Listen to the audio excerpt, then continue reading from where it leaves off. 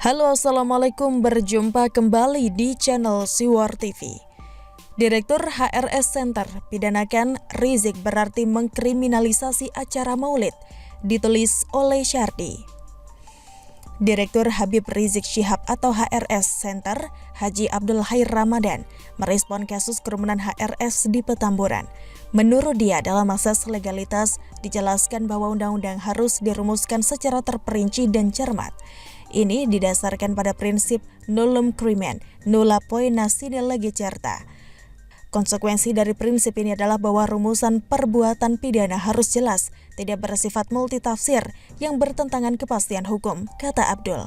Menurutnya, istilah kerumunan acara Maulid Nabi di Petamburan yang berbarengan acara pernikahan Putri Habib Rizik bukan perbuatan pidana. Unsur delik harus ada dalam rumusan undang-undang. Pelanggaran terhadap prokes atau protokol kesehatan sepanjang tidak diatur dalam undang-undang tidak menjadi unsur delik, kata Abdul. Ditinjau dari ajaran kausalitas sebab akibat, berkerumunnya banyak orang saat itu karena acara Maulid Nabi. Konsekuensinya, sanksi hukum terhadap kerumunan equo dikenakan, kata dia. Berdasarkan hukum kausalitas, acara Maulid Nabi Muhammad SAW adalah bersifat melawan hukum.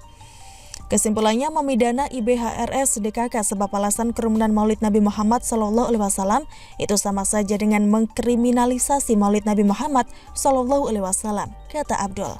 Pernyataan ini langsung dibalas telak oleh pegiat media sosial Eko Kuntadi. Membicarakan LONTE di acara Maulid Nabi sama saja menghina agama, katanya lewat Twitter.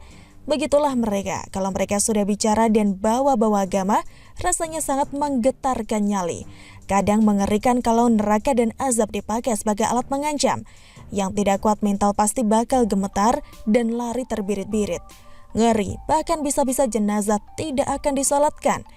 Mereka ini makin lama makin terlihat stres, makin ngawur dan semakin panik, membabi buta menggunakan apapun asalkan bisa menyerang.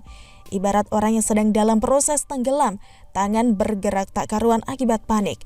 Orang kalau sudah terjepit plus kepepet pasti akan lakukan apapun. Kubu Rizik biasanya pakai kriminalisasi ulama dan mengancam pakai azab dan neraka.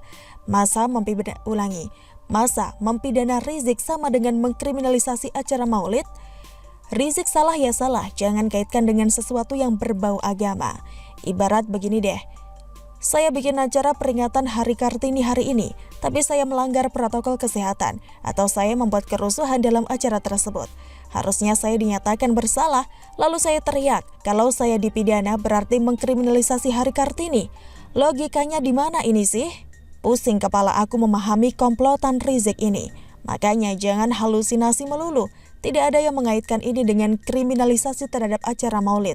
Ketika Rizik ceramah menyinggung soal LONTE, justru banyak yang mengkritik. Itu fakta. Tidak elok ceramah soal itu di acara tersebut. Apakah pendukungnya pura-pura pingsan, malah membela Rizik lewat embel-embel kriminalisasi? Stop bawa-bawa agama dan Tuhan dan surga neraka untuk membela Rizik. Jurus yang dulunya pamungkas sudah tidak mempan lagi. Dulu banyak yang terpengaruh, sekarang banyak yang mulai merasa muak. Semakin intens seret agama, semakin kelihatan munafik dan bobrok, semakin jijiklah masyarakat terhadap mereka. Semua juga sudah tahu kalau Rizik dan kelompoknya hanyalah kelompok yang suka bikin ulah dan berlindung di balik agama agar tidak tersentuh hukum.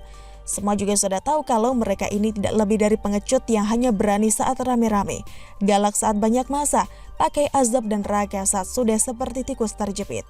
Jadi teringat dengan sindiran menohok dari salah satu netizen yang kesal dengan mereka, yang selalu merasa kayak pemilik surga.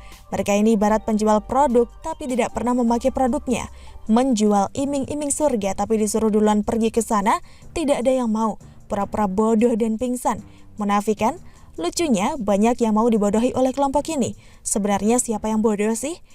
Kalau mau membela Rizik, pakai logika yang sehat. Jangan bodohi orang lain dengan narasi-narasi yang gak nyambung. Tapi kita tidak bisa salahkan mereka juga. Kalau pakai logika, mereka pasti salah. Mau dilihat dari sisi manapun, mereka pasti kalah debat. Makanya mereka tidak bisa pakai logika, melainkan pakai jurus membabi buta. Bagaimana menurut Anda? Silahkan tulis komen Anda di kolom komentar. Jangan lupa untuk like, subscribe, dan share. Siwar TV pamit, sampai jumpa. Wassalamualaikum warahmatullahi wabarakatuh.